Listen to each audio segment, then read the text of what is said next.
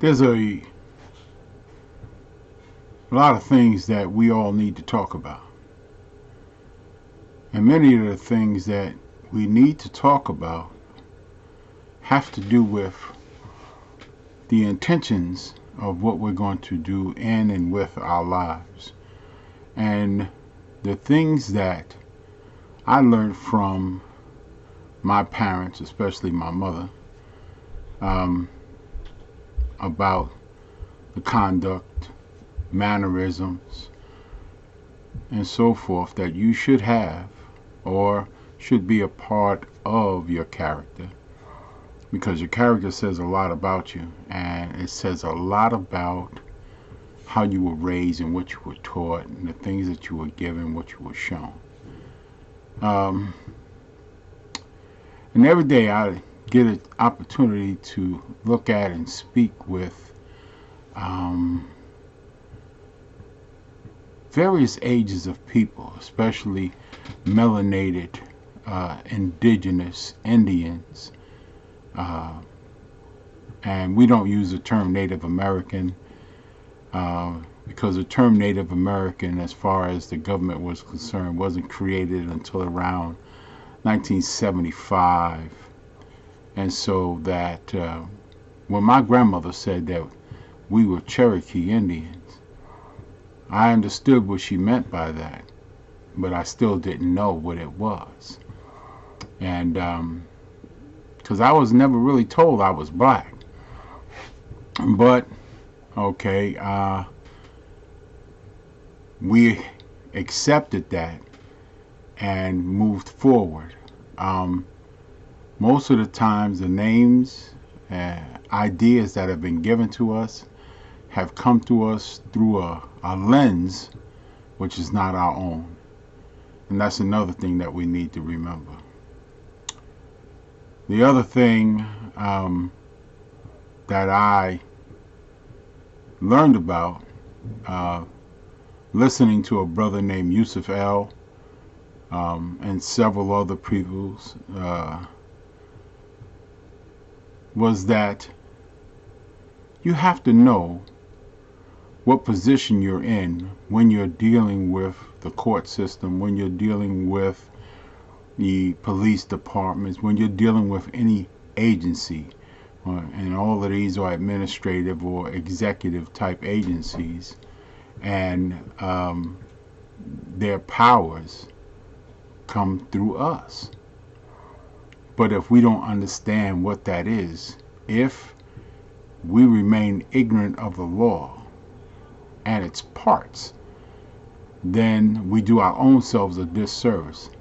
It's like when you have learned, or what you should know, is that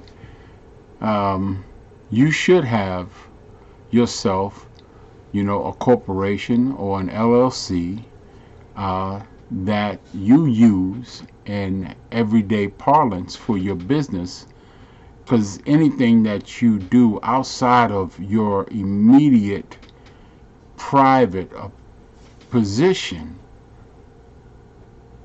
is dealing with the fiction that's out in the public.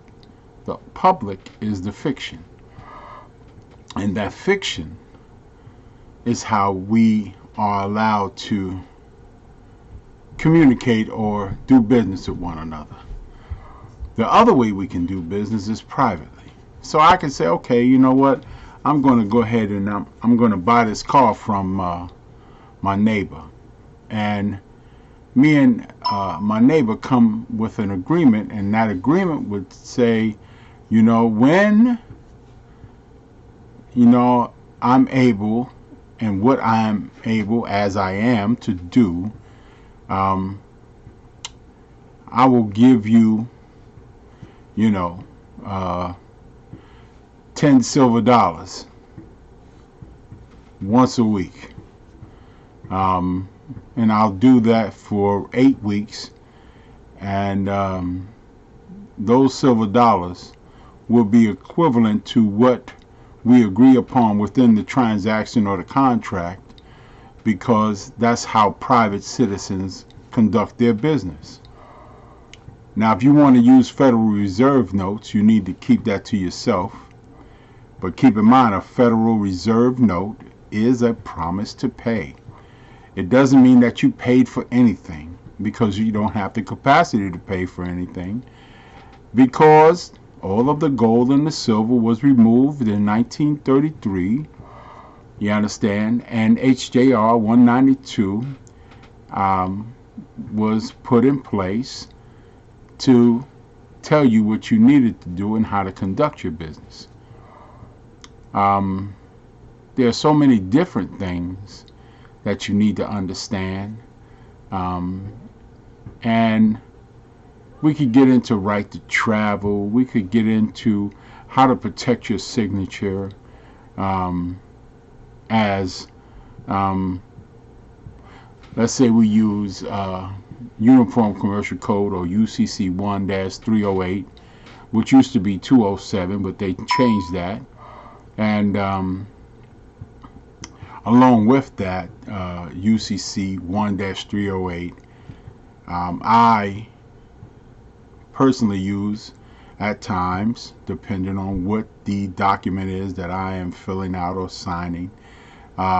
And I'll put subsection 3-402B, that I am the authorized representative for the entity, known as this, all capital fiction, created by the state government to in turn do business with me. But at the same time, that straw man it's not mine. I didn't make it. See, they made it. But like your Social Security number. Your Social Security number is a private number, according to Title V. That it's private, and that there's only certain agencies that you have to give it to. For instance, the IRS is one. The other is welfare, and of course Social Security, because that's where you got the number from. But that number is your private number, and it wasn't meant to be used as an identification or to facilitate identification.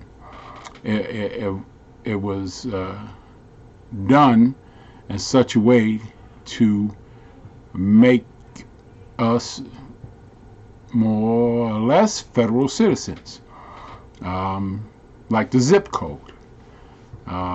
ZIP, the acronym for Zone Improvement Project. So the zone, the federal zone, let me use this book for this. The federal zone is here, and this is Washington, D.C. And everything outside of it, they said we can expand the zone so it can reach you. And how does it reach you? It reaches you by the zip code. And when you use it, you agree to the jurisdiction of the federal zone, Washington, D.C. This is where you get your federal citizenship from. Studying. You gotta study. You gotta study and be willing to learn. You gotta kind of immerse yourself into the idea that you need to know everything that's possible. Let me take this here. This, for instance, United States Code. Okay. Or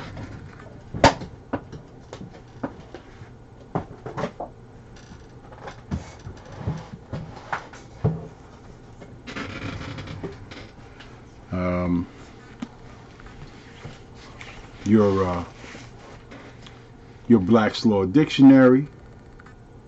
Okay.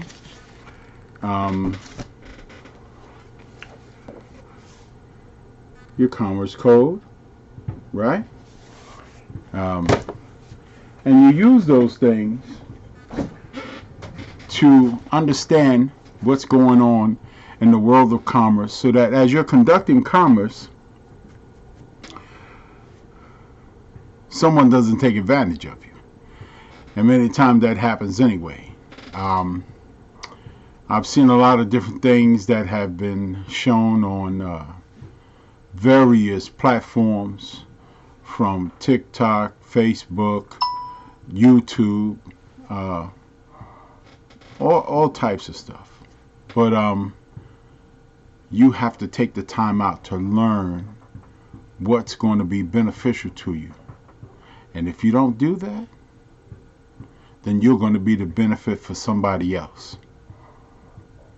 And usually, they're not in your favor. So, let's take our time, and we'll come back with more information.